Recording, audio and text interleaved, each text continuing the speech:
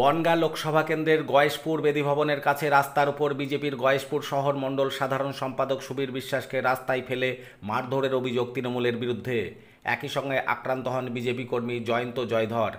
আক্রান্ত সুবীর বিশ্বাসের অভিযোগ, ভোটারদের ভোট গ্রহণ কেন্দ্রে যেতে বাধা দিচ্ছে তৃণমূল। প্রতিবাদ করায় তৃণমূলের কর্মী সমর্থকরা রাস্তায় ফেলে বেধড়ক মারধর করে। আমার সাথে জয়ন্ত, আমাদের জয়ধর 269 নম্বরের বুথ প্রেসিডেন্ট, যেভাবে মেরেছে, এইভাবে গণতন্ত্র লুণ্ঠন করছে, দর্শক কিছু করতে পারছে না। মতন একজন সাংঘাতিক। আমরা দুজন আসছিল, ওনাদেরকে বলছি আপনারা আসেন, আপনারা ভোট দেন। সঙ্গে সঙ্গে দুজনকে, আমাদের তিনজন ছিলাম, তিনজনকে রাস্তায় ফেলে মারছিল। কারা মারলো? তৃণমূলের দুষ্কৃতী। আপনারা কি এখানে এখন আছে ওরা?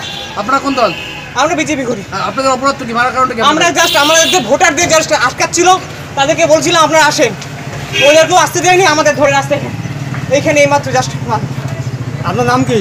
জয়ন্ত জয়ধর। আপনার নাম কি? সুবীর বিশ্বাস, গয়েশপুর শহর মণ্ডলের সাধারণ সম্পাদক। বিষয় হচ্ছে, রাস্তা দিয়ে ভোটাররা ভোট দিতে যাচ্ছে, তাদের ওরা বকা হুমকি টুমকি দিয়ে পাঠিয়ে দিচ্ছে। আমরা বলেছি না, আমরা পাশে আছি, আসুন যান, ভোট দিন, নিজের ভোট নিজে দিন, আপনাদের যাকে ভালো লাগে তাকে ভোট দিন।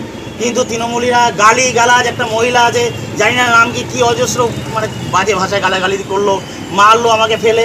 ওর বাইরের থেকে সব ছেলেমেয়েদের জাম করেছে। পুলিশকে আমি বারবার করে বলছি, আমি সেক্টর অফিসারকে বারবার ফোন করে বলেছি জায়গা গলিগুলো আপনারা ফাঁকা করুন, কিচ্ছু করছেন না। নীরব দর্শক তারা তৃণমূলের দলদার সাথে কাজ করছে।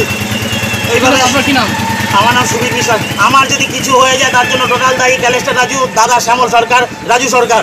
যদি এখনও আমাদের খবরের দর্পণ চ্যানেলটি সাবস্ক্রাইব না করে থাকেন, তাহলে এখনই সাবস্ক্রাইব করুন, সঙ্গে বেল বাটনটি ক্লিক করুন আর পেয়ে যান সব খবরের দ্রুত ভিডিও আপডেট।